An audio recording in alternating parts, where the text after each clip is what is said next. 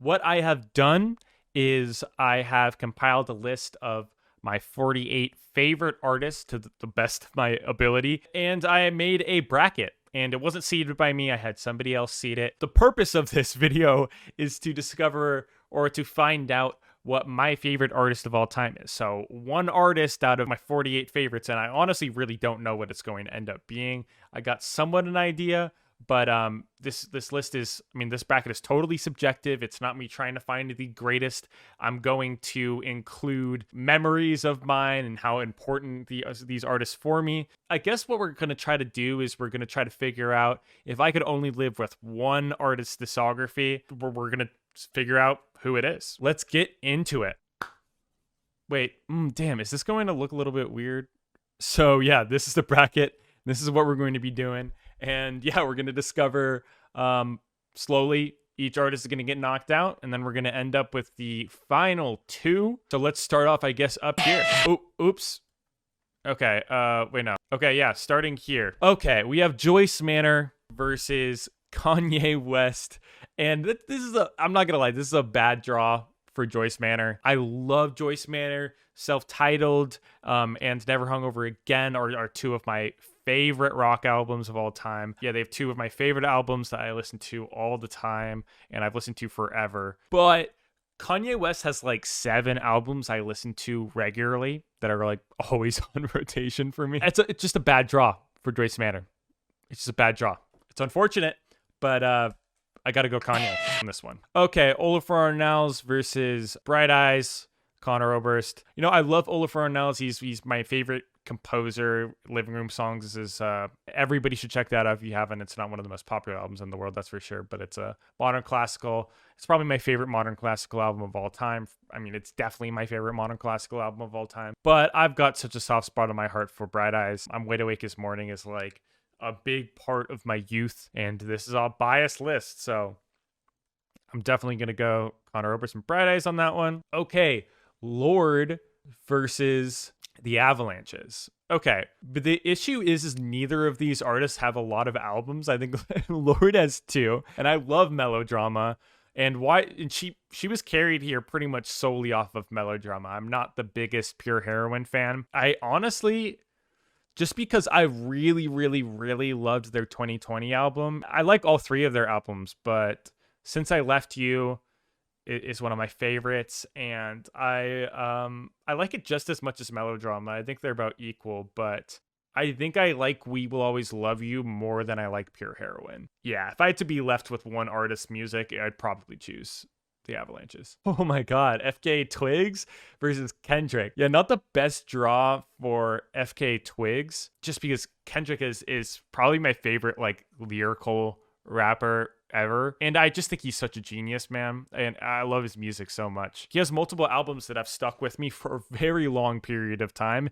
Like, there are periods of my life that I associate so much with Good Kid, Mad City. There's a period of my life that I associate so much with Section 80. There's a period of my life where I associate so deeply with To Pimp a Butterfly. So, and FKA Twigs, like LP1 was my life source for a long time. Like, I was listening to LP1 like crazy. It's probably one of my most listened to pop albums ever. But I'm not the biggest Magdalene fan, just relative to how much everybody else loves it. I still like the album, but I gotta go Kendrick.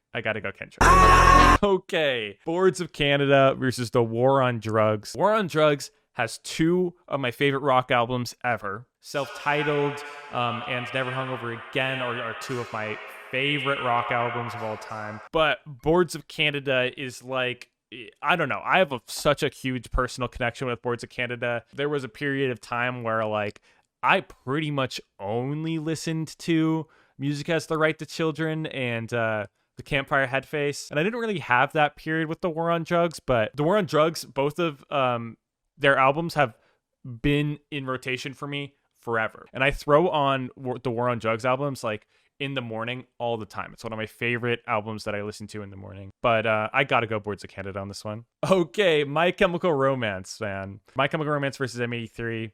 We all know, I mean, those of you who have been following me for a while know that my favorite album of all time is M83's Hurry Up We're Dreaming. And that album means so much to me.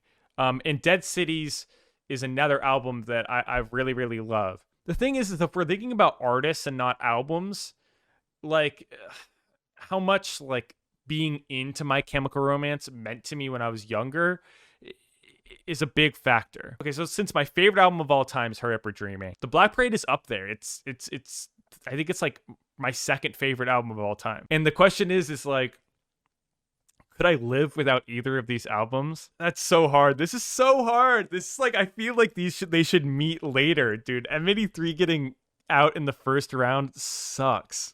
I honestly gotta go My Chemical Romance, just to like, I think they mean more to me. I honestly, like, I think that Hurry Up We're Dreaming is the most meaningful album in my life. That's why it's my favorite. But I think there's more My Chemical Romance songs. If we're not talking about albums, we're talking about pure discography.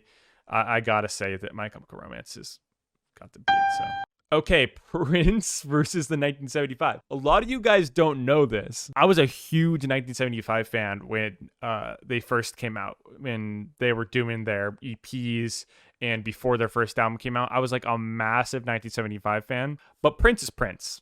And even though like I don't have like a nostalgia relationship with Prince, really, I feel more impacted by Prince's music. It's not even really that close, honestly. Run the Jewels versus Slow Dive. Listen, I love RTJ. They have 4 really, really great albums. But Slow Dive, I think I just like Slow Dive more, honestly. I like hardcore hip hop like RTJ, but I think if anything, I probably got to go with Slow Dive just because this is a personal list. So okay, now we're moving on to this side of the bracket. Okay, we got Kanye West versus Bright Eyes. I'm just gonna tell you it's Kanye West. I love Conor Oberst, I love Bright Eyes, but Kanye just I couldn't live without so many Kanye albums, and Bright Eyes isn't quite at that level. So I'm gonna go with Kanye West. To the Avalanches versus Kendrick. I love the Avalanches, but yeah, no, Kendrick's has more meaning to me, and I couldn't take back, like I wouldn't trade some of the experiences, some of the first listening experiences. Kendrick's given me that experience 2 times, so I gotta give it to Kendrick. I just drank a glass of water with nothing in it. Okay, My Chemical Romance versus Boards of Canada. Listen, do I have more of a childhood relationship with My Chemical Romance, where it was like the only band I listened to when I was in middle school? Yeah, and the songs bring back so many memories for me. And the fact that the lyrical content really spoke to me in My Chemical Romance's work is probably what's going to push them over the edge. I love Boards of Canada to death, man. I love Boards of Canada, but I got to give it to My Chemical Romance. Okay, Prince versus Slow Dive. Listen, this is a personal list, okay? And I love Prince, and Prince has like 5 albums that I think are totally amazing, and he's got multiple classics, and I'm not going to say that Slow Dive is on that level, but this is a personal list. There's some drugs in Slow Dive's music, I swear to God. It makes me trip the fuck out in like the best way possible, and I just can't trade those experiences and like the way that music makes me feel. Prince doesn't do that for me, you know. Prince has got some amazing work, but there's something about the sound. I gotta go Slow Dive. I'm sorry guys, I'm gonna get crucified for that. But okay, Kanye. Oh my god, Kanye versus Kendrick. Damn, dude. Okay, this is my top 2 on this side of the bracket. Okay, buy some actual water or drink or drugs, whatever. Okay, I appreciate it. I'm the biggest Pure Heroin fan. Graduation means the world to me, and I love so much of his music. I love Kanye. I love The College Dropout. I love Late Registration. I love Dark Fantasy. Like, if we were talking volume, maybe I'd give it to Kanye. But as far as like album listening experiences that I can't forget and I can't move on from and still stick with me, I think that Kendrick's music means a lot more to me. Yeah, the feelings I have attached to Kendrick's music is more profound, honestly. So yeah, I'm gonna go Kendrick on this one. All right, My Chemical Romance versus Slow Dive. Slow Dive makes me feel an extremely unique feeling, and like the best way, I know this is kind of overused in the music nerd landscape, the feeling of floating. But it really does. Like, if I had to describe an album that made me feel like I'm floating, it's going to be, honestly, a lot of Slow Dive's work. But My Chemical Romance is My Chemical Romance for me, and this is a personal list. I don't know. I gotta go My Chemical Romance. Oh my god. Kendrick versus My Chemical Romance? What a weird matchup. Who has the best album of the two? T-Pab is probably the better album out of all their discographies. But hey, I think that some people view this as a hot take, but I think the Black Parade is very close behind. Like, I think the Black Parade has an argument for being... Radiohead fans might be pissed off by this, but the best album of the 2000s. Some people think I'm on crack for saying that, but I genuinely think that. What could I live without? I'd like to say neither, but the whole point of this is for me to force myself. Kendrick Lamar is my favorite rapper of all time. But is My Chemical Romance my favorite rock band of all time? Okay, I think I'm gonna go Kendrick. Sorry, MCR. Oh my god. Okay, we're on this side of the bracket. Bjork versus Tyler the Creator. Talk about. Actually, you know what? This matchup kind of makes sense. I'm kind of feeling this matchup. Igor is one of my favorite albums of all time.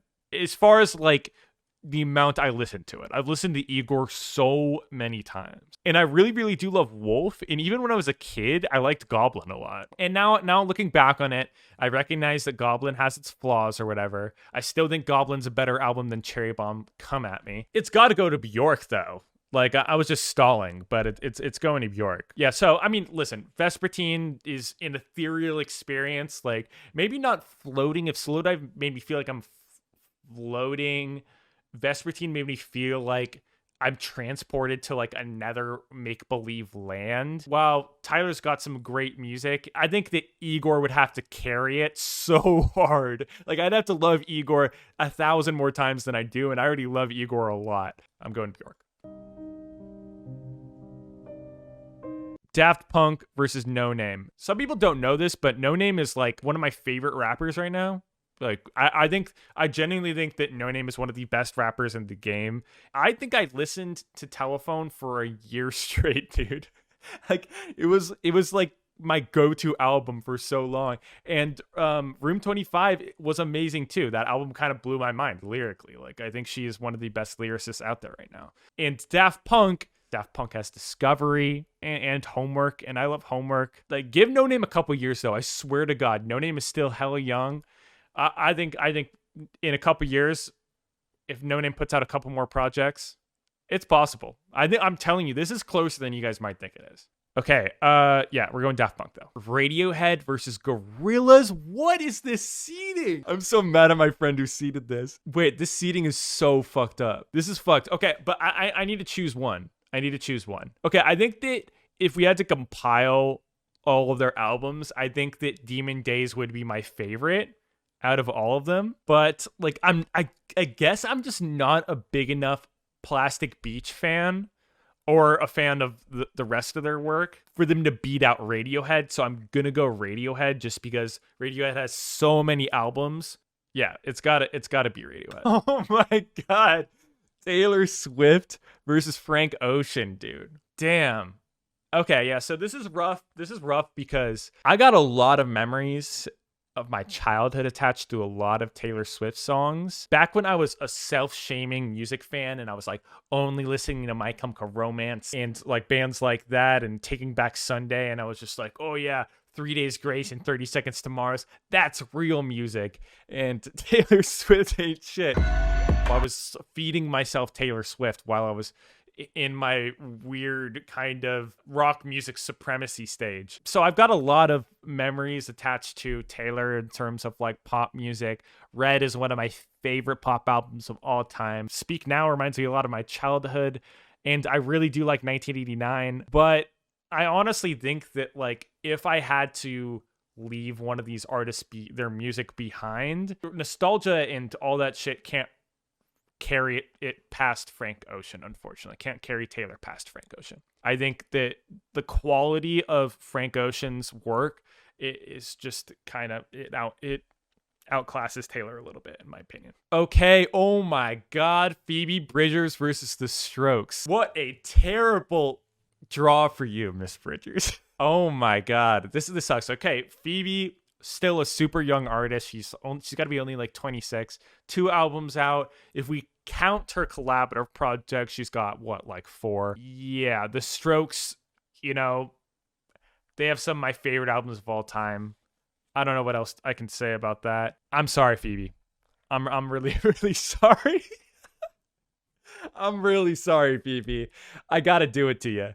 I'm going The Strokes. Okay, Grimes versus Charlie Xcx. These two needed to face off, I feel it. Okay, Grimes, huge Grimes fan, have been for a long time. Oh God, she's got some really, really great projects. She had one of my favorite songs of last year on her latest LP. Man, I do love Charlie too. God. I liked Charlie's 2020 album more than I liked Grimes's. I really, really do like Charlie. If we compiled their discography like I've been doing, I think Pop 2 would probably come out as number 1 for me.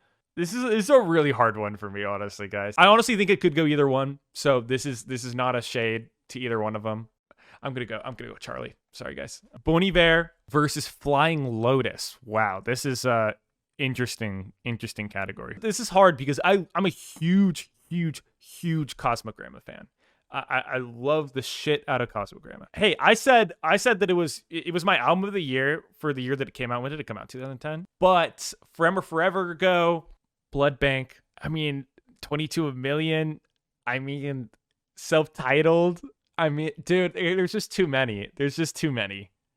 I love Flying Lotus's other works too, but I think Cosmogramma can't quite carry it past like the sheer number that Bon Iver has for me personally. Yeah, gotta give it to Mr. Vernon. Oh, Elliot Smith versus Doom. Dude, every 20-something that looks like me right now is shaking in their boots, dude. Yeah, so listen, huge MF Doom fan, huge Elliot Smith fan, 2 of the most prolific lyricists ever. It's weird that they faced off like this. I think that Elliot Smith is the best songwriter of all time, and MF Doom has a great argument for being the best lyrical rapper of all time, one of the best lyricists to ever do it. I mean, his rhyme schemes are just on another level. The dude's on a completely different level. But I think that Elliot Smith has written a good portion of some of the greatest, most prolific songs ever. And this isn't just like my opinion on who's better. It's me doing, who I have an attachment to more. It's Elliot. Elliot Smith's music, even though I honestly wasn't a big Elliot Smith fan when I was younger, I've absorbed so much of his music in the past couple years, and I just think it's I wouldn't trade those experiences for the world. So I'm sorry, I got to go Elliot Smith on this one. I know there's a lot of Doom fans in the chat, but Doom's going out early. It was a rough draw for Doom. I feel like Doom could have made a run if he didn't meet Elliot so early. Okay, now we've got 2 titans. We got Daft Punk and Bjork. I am a huge Daft Punk fan, massive Bjork fan. Obviously, they're on this list for a reason, but this is kind of a sweep for me. Honestly, it's not even that close. Listen, I love Discovery. I love Homework. I think Live 2007, by the way, that nobody brings this up, but it's one of the best live albums ever made. But it's Bjork. What do we need to say? I already named the albums that I think are fucking amazing. Some of the best albums of all time. Okay, Radiohead versus Frank Ocean. Oh, like I think Frank is like truly prolific. There's a similar energy that I think that people talk about these 2 artists. I really do. I think that Frank just needs more time. Frank needs way more albums. And this being a personal list and all, Radiohead, they stuck, their music means more to me. Oh God, Charlie. Hate to see this happen to you. Really hate to see it, but hey, I'm one of the biggest Strokes fans ever. So okay, maybe that's me putting a crown on my head a little bit too much, but hey, love Charlie Xcx. Good for her for beating out Grimes. Yeah, I got to go The Strokes. Room on Fire is one of my favorite albums of all time. It's up there. It's in the top 5 probably. And is this it? And you throw all their other albums on top of that? Come on. Okay, Bon Iver versus Elliot Smith. If I'm putting on my music critic brain, I think I'm going Elliot Smith. But Forever Ago and his self-titled projects and 22 a Million are all that have been in rotation in my life for such a long time, since every single one of those albums came out. And I think that I'd have to go Elliot Smith in terms of that, but I really do have so many emotions and memories attached to Justin's music. I'm probably going to spend more time in the future listening to a lot of Elliot Smith music. I already have been, but as far as like right now, nostalgia's carrying Bony Bear past Elliot. Okay, Bjork versus Radiohead. This one's pretty crazy. They're very similar in a lot of ways. They both have these like legendary discographies, so consistent, so prolific and influential, and they really just, both of these artists do their own thing. I've heard people call Bjork kind of like a art pop Radiohead, which makes sense, but if anything, honestly, Radiohead's a art rock Bjork, right? So I mean, either way, they're pretty even. But I think okay. Yeah, I'm going Bjork, but they're really close. They're really close. Okay, The Strokes versus Justin Vernon. Yeah. I mean, I've explained how much I love both of these artists, but it's The Strokes. Oh my God, now it's The Strokes versus Bjork. These are two of my favorite artists of all time. This is so rough. But that being said, Bjork doesn't have nostalgia going for her. I only got into Bjork in the last few years. Those few years that I've gotten into Bjork and, made me fall in love with her. But that's more of a recent thing. And I'm still in love with The Strokes. And The New Abnormal was one of my favorite albums of last year. I think it was on my top 5 of my list. I mean, they're still putting out amazing stuff that I love. And they got nostalgia going for them. And they have one of my favorite albums of all time. Yeah, it's The Strokes. Oh my God, Kendrick Lamar versus The Strokes. This is honestly more of like a new school in my life of what I've been in love with, and old school of like the old familiar. But if we're talking about like first listening experiences, they're honestly pretty even. They're both kind of blew my mind in different ways. I think To Pimp a Butterfly is the most mind-blowing musical experience, or one of them, that I've ever had. I don't think The Strokes are really have a mind-blowing aspect of them. It's more consistency and brilliance in terms of songwriting and melodies and all of that stuff. But this is a personal list, and if there was a discography that I could not live without, it's The Strokes.